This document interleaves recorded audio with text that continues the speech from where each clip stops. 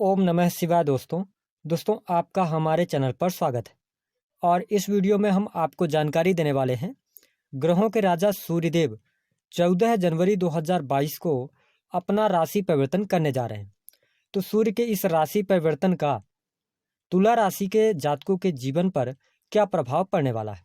सूर्यदेव आने वाले इस एक महीने में आपके जीवन में किस प्रकार की परिस्थितियों का निर्माण करेंगे, जीवन के किन क्षेत्रों में आपको सफलता प्राप्त होगी, वही कैसा रहेगा आपका व्यापार, आर्थिक स्थिति, नौकरी, संतान की स्थिति, प्रेम संबंध, वैवाहिक जीवन, शिक्षा किस प्रकार से रहने वाली है।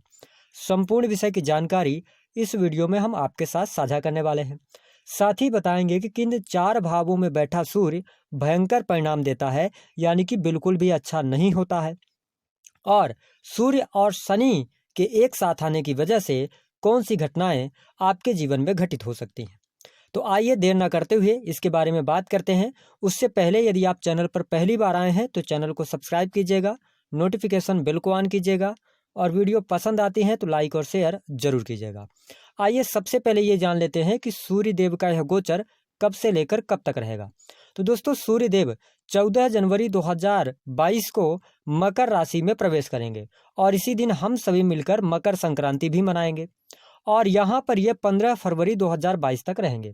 ऐसे में शनि और सूर्य एक साथ हो जाएंगे, यानी कि शनि और सूर्य आपस में पिता पुत्र भले ही हैं लेकिन इनमें आपस में शत्रुता रहती है। ऐसे में सूर्य देव को हमारे ज्योतिष शास्त्र में बहुत ही महत्वपूर्ण ग्रह माना जाता है। सूर्य को आत्मा, पिता, मान सम्मान, सरकारी क्षेत्र, राजनीतिक क्षेत्र, साथ ही लीडरशिप, आंख, बुखार, हड्डियां, तांबा, इन सभी चीजों का इनको कारकत्व प्राप्त है। ऐसे में सूर्य देव जब मकर राशि में प्रवेश करेंगे तो आइए बात करते हैं कि यदि आपकी तुला राशि है तो आपके लिए किस प्रकार से फल देंगे। उससे पहले ये जान लेते हैं कि यदि आप के पास आपकी जन्म पत्रिका है तो वह कौन से 4 भाव हैं जिनमें बैठे सूर्यदेव बिल्कुल भी अच्छा परिणाम नहीं देते हैं।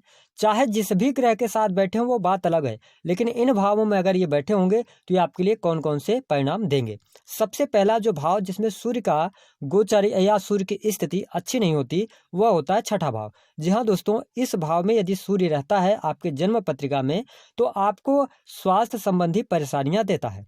विशेष तौर पर ऐसे जातकों का स्वास्थ्य लगातार खराब रहता है, छोटी छोटी बातें दिल पर लगा लेते हैं। इसके साथ साथ आंख की समस्या इनको परेशान करती है, आंखों में कोई न कोई एलर्जिकल प्रॉब्लम हो जाती है।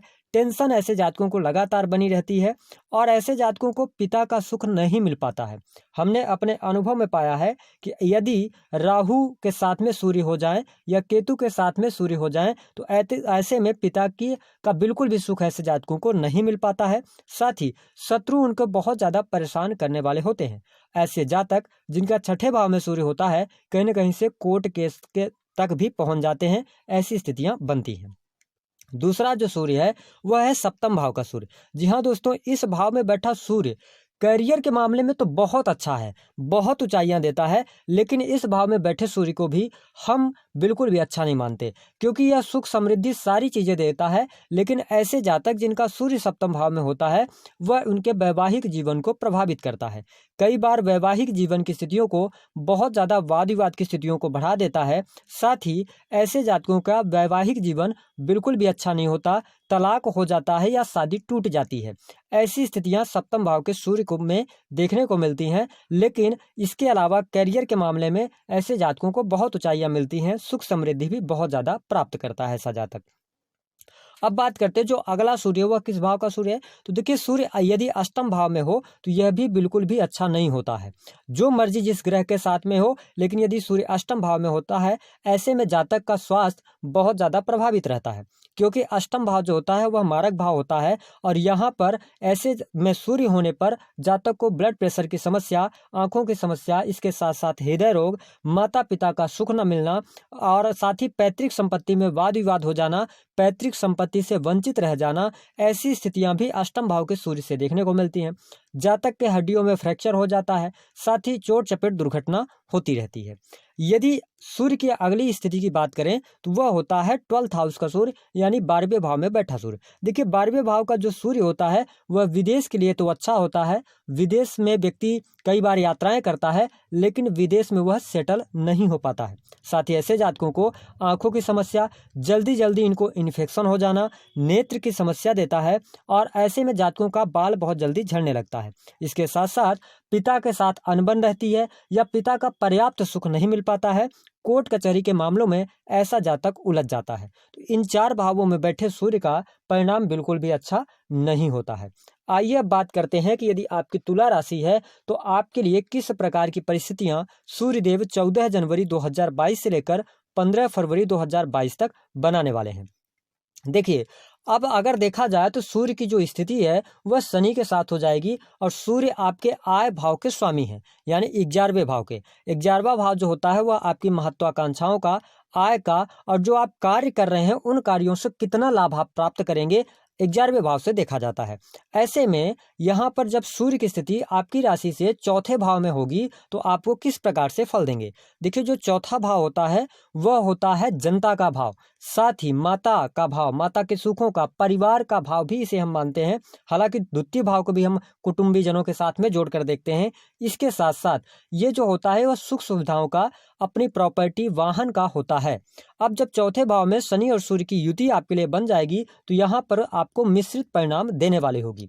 सबसे पहले बात करते हैं आपके लिए स्वास्थ्य कैसा रहेगा। तो देखिए, यदि आपकी तुला राशि है, वर्तमान समय में आपके ऊपर शनि की ढैया भी चल रही है, जिसके परिणाम स्वरूप यहाँ पर थोड़ा बहुत आपको अपने स्वास्थ्य पर ध्यान रखकर चलने की आवश्यकता रहने वाली है, क्योंकि आपका स्वास्थ्य बहुत अच्छा नहीं रहेगा। यदि आपको पुराने समय में कोई बीमारी थी तो वह बीमारी उभर सकती है, जिस पर आपका पैसा भी खर्च हो सकता है। ऐसी स्थितियां बन रही हैं, तो जो हमारे तुला राशि के जातक हैं वह अपने खान पान पर ध्यान रखना होगा। साथ ही अगर आप नियमित रूप से व्यायाम करते हैं तो इसमें आपको अच्छी लाभ और सफलता प्राप्त हो सकती है। साथ ही देखिए, जब सूर्य और शनि की युति 4th हाउस में हो जाएगी तो यहाँ पर आपके ये माता जी के स्वास्थ्य में दिक्कतें करेंगे, माता जी का स्वास्थ्य खराब हो जाएगा। इसलिए इस गोचर अवधि के दौरान आपको अपने माता जी के स्वास्थ्य का ध्यान रखना होगा। साथ ही हम आपको बता दें कि यहाँ पर माता के सुखों में भी ये कमी करते हैं, तो आपको वाद विवाद करने से बचना चाहिए। ऐसी स्थितियां बन सकती हैं। आइए अब बात करते हैं आपके लिए इसके अलावा पारिवारिक जीवन कैसा रहेगा। तो देखिए, पारिवारिक जीवन के लिहाज से यह जो गोचर है वह आपके लिए अच्छा रहने वाला है। बड़े बुजुर्गों का सहयोग आपको प्राप्त होगा, भाई बहनों से भी आपको लाभ प्राप्त होने वाला है। हालांकि हम आपको बता दें कि चौथे भाव में सूर्य और शनि की युति बनने से आपके पारिवारिक जीवन में बहुत अच्छी कोई न कोई गुड न्यूज प्राप्त होने वाली है। आप कोई प्रॉपर्टी परचेज कर सकते हैं। साथ ही भौतिक सुख साधनों में आपके वृद्धि होगी। आप भूमि भवन वाहन से संबंधित कोई भी कार्य कर सकते हैं, उसमें आपको लाभ मिलेगा। इसके साथ अगर देखा जाए तो सूर्य की स्थिति चौथे भाव में आपके लिए यहाँ पर भाई बहनों से लाभ कराने वाली होगी। वही जो जातक हमारे तुला राशि वाले हैं, जो शिक्षा के क्षेत्र से जुड़े हैं, उनके लिए बहुत अच्छी सुविधाएं मिलने वाली होंगी। साथ ही शिक्षा के क्षेत्र में आप प्रगति करने वाले होंगे। यदि किसी भी प्रकार का कॉम्पिटिटिव एग्जाम आपने दिया है, रिजल्ट आना है, उसमें आपको सफलता प्राप्त हो जाएगी, है ना। उच्च पदों में वृद्धि होगी आपके। इस प्रकार की स्थितियां बन रही हैं। हालांकि संतान के स्वास्थ्य को लेकर थोड़ा बहुत आपको परेशान रहना है। यदि आपके परेशान हो जाएंगे आप, यदि आपके संतान छोटी है तो उसके स्वास्थ्य पर खर्च हो सकता है आपका। ये स्थिति आपके लिए बनने जा रही है। साथ ही बता दें कि जो प्रेमी प्रेमिका हैं, जो प्रेमी जोड़े हैं, उनके लिए जो समय रहेगा 14 जनवरी 2022 से लेकर 15 फरवरी 2022 तक, यह मिश्रित परिणाम लेकर आने वाला है। क्योंकि देखिए, यदि आपकी तुला राशि है तो आपके ऊपर शनि की ढैया का भी प्रभाव चल रहा है, तो यहाँ पर थोड़ा बहुत आपका मानसिक तनाव बढ़ जाएगा और आपकी वाणी में कठोरता आ जाएगी। इसलिए यदि आप तुला राशि वाले हैं तो कटाक्ष करने से आपको अपने प्रेमी या प्रेमिका को बचना चाहिए। अपने संबंधों को बेहतर करने का प्रयास करना चाहिए। यहाँ पर तुला राशि वालों, आप में थोड़ा सा रिएक्टिव अप्रोच होगी, जिसके कारण आपका जो प्रेम जीवन होगा वो कहीं ना कहीं से प्रभावित होता नजर आएगा। हालांकि यदि आप अपने व्यवहार को अच्छे से रखते हैं, अच्छे शालीन रहते हैं, तो आपके प्रेम जीवन में किसी भी प्रकार की दिक्कतें नहीं आएंगी। छोटी छोटी बातों को नजरअंदाज करेंगे तो आपका लव लाइफ बहुत शानदार रहने वाला है। प्रेमी प्रेमिका घूमने फिरने का भी कार्यक्रम बना सकते हैं।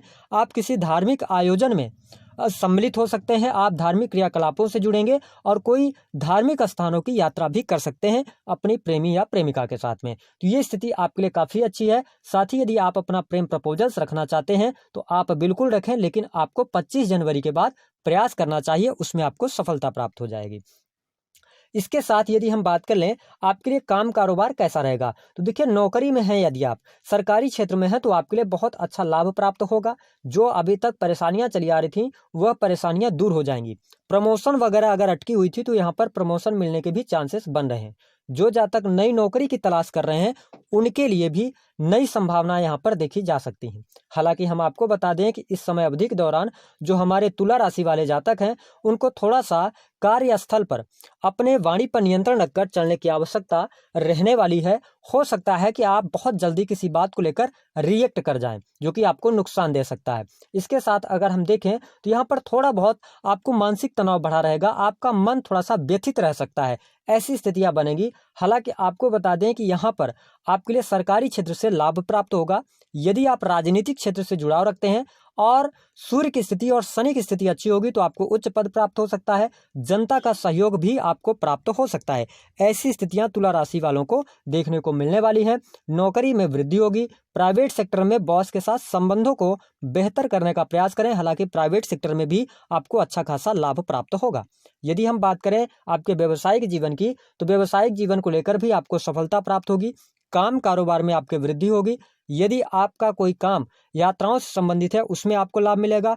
उच्च पद की प्राप्ति होगी व्यवसायिक जीवन में। इसके साथ साथ जैसे आप कोई मल्टीनेशनल कंपनीज वगैरह चलाना चाहते हैं बिल्कुल इन्वेस्ट कर सकते हैं, लेकिन ध्यान रखें कि जल्दबाजी में आप निर्णय लेंगे और जल्दबाजी में यदि आप निर्णय लेते हैं तो इन्वेस्टमेंट से आपको लाभ नहीं मिल पाएगा। शेयर सट्टी लॉटरी आदि से आप बहुत ज़्यादा पैसा डूब सकता है आपका, ऐसी स्थितियां बन सकती हैं। साथ ही आपको पार्टनरशिप बिल्कुल भी नहीं करना चाहिए। आपको बहुत अच्छे मौके मिलेंगे लेकिन इसकी तरफ आगे नहीं बढ़ना चाहिए। बहुत सोच समझ कर आपको निर्णय लेना चाहिए। तो व्यवसायिक जीवन से लाभ मिलेगा। धन की स्थिति की बात करें तो धन संचित कर पाएंगे आप, बहुत अच्छा रहेगा। वैवाहिक जीवन की स्थितियों के लिए थोड़ा बहुत आपके लिए प्रतिकूल परिस्थितियां यहाँ पर रहने वाली हैं, तो थोड़ा सा आपको ध्यान रखना होगा। जीवन साथी की भावनाओं की कदर करनी होगी। हालांकि आपके लिए वैवाहिक जीवन भी इस समय अवधि के दौरान शानदार रहने वाला है। तो ये स्थिति आपके लिए रहेगी। विदेश से जुड़े जातकों को लाभ मिलेगा, विदेश से लाभ मिलेगा। इसके साथ साथ इंपोर्ट एक्सपोर्ट से आपको लाभ मिलेगा। कर्ज से मुक्ति के योग बनेंगे। इसके साथ साथ आपको थोड़ा सा अपने स्वास्थ्य पर जरूर ध्यान रखकर चलना होगा। तो कुल मिलाकर धन के लिए आपके लिए बहुत अच्छा रहेगा। शिक्षा आपकी बहुत अच्छी रहेगी। माता पिता का सुख तो मिलेगा लेकिन माता के स्वास्थ्य पर दिक्कतें रहेंगी। उच्च पद की प्राप्ति होगी। तो कुल मिलाकर अच्छी स्थितियां आपके लिए बनने जा रही हैं। कौन सी घटनाएं हो सकती हैं? बड़ा इन्वेस्टमेंट ना करें, शेयर सट्टे लॉटरी आदि में पैसा ना लगाएं। इसके साथ साथ चोट चपेट से बचें और अपने स्वास्थ्य का ध्यान रखें। ऐसी घटनाएं आपको देखने को मिल सकती हैं। अब बात करते हैं कि आपको उपाय क्या करना चाहिए। तो उपाय के तौर पर आपको शनिदेव के मंत्रों का जाप करना चाहिए। इसके साथ साथ आप जौ का दान कर दें, इससे आपको लाभ मिलेगा। या पीले फलों